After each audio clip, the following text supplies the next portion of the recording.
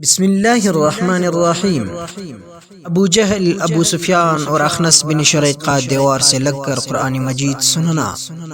ابو جہل کے بارے میں کہا گیا ہے کہ وہ رات کو چھپ کر حضرت محمد ابن عبداللہ صلی اللہ علیہ وآلہ وسلم کی قرأت سننے آیا۔ اسی طرح ابو سفیان ابن سرخ بن سخر اور اخنس بن شریق بھی ایک کو دوسرے کی خبر نہ تھی۔ صبح تک تینوں چھپ کر حضرت محمد ابن عبداللہ صلی اللہ علیہ وآلہ وسلم سے قرآن سنتے رہے۔ دن کا اجالا ہونے لگا تو آپسی میں ایک سنگم پر تینوں کا ملاقات ہو گئی۔ ہر ایک نے دوسرے سے کہا کہ تم کیسے آئے تھے؟ جب بات کھلی تو اب سب نے آپس میں یہ معاہدہ کیا کہ ہم کو قرآن سننے کے لیے نہیں آنا چاہیے، کہیں ایسا نہ ہو کہ ہمیں دیکھ کر قریش کے نوجوان بھی آنے لگے اور آزمائش میں پڑ جائے۔ جب دوسری رات آئی تو ہر ایک نے یہی گمان کیا کہ وہ دونوں نہیں آئے ہوں گے، چلو قرآن سن لیں۔ غرض یہ کہ صبح قریب تینوں کا سنگم ہوا اور خلاف معاہدہ ہونے پر ایک دوسرے کو ملامت کرنے لگا اور دوبارہ معاہدہ کر لیا کہ اب کے نہ جائیں گے۔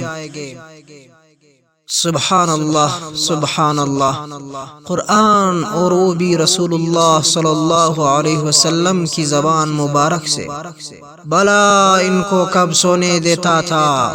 تیسری رات آئی تو پھر تینوں حضرت محمد ابن عبداللہ صلی اللہ علیہ وسلم کی مجلس میں گئے۔ پھر صبح کے وقت معاہدہ کر لیا کہ آئندہ تو ہرگز نہیں آئیں گے۔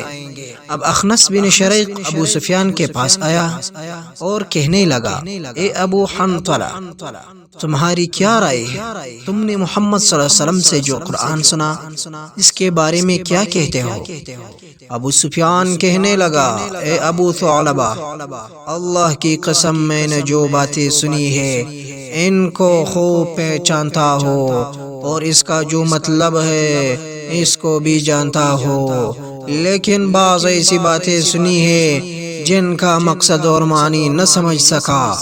تو اخنس نے کہا، اللہ کی قسم میری بھی یہی حالت ہے۔ پھر اخنس وہاں سے چل کر ابو جہل کے پاس آیا اور کہنے لگا، اے ابو الحکم، محمد صلی اللہ علیہ وآلہ وسلم سے جو کچھ سنا تمہاری اس بارے میں کیا رائے ہے اور تم نے کیسا سنا؟ کیا سنا؟ تو ابو جہل نے کہا، ہم اور بنو عبد مناف مقام شرف کے حاصل کرنے میں ہمیشہ دست و گریباں رہے ہیں۔ انہوں نے دعوتیں کیے تو ہم نے بھی کیے، انہوں نے خیر و سخاوت کی تو ہم نے بھی کی، حتیٰ کہ ہم تو پاؤں جوڑے بیٹھے رہے اور وہ کہنے لگے کہ ہمارے پاس اللہ کا پیغمبر ہے، اس پر آسمان سے وحی اترتی ہے، تو اب ہم یہ بات کہاں سے لائے؟ اللہ کی قسم ہم اس پر ایمان نہ لائیں گے اور اس کی پیغمبری کی تصدیق نہیں کریں گے۔ اخنس یہ سن کر چلا گیا۔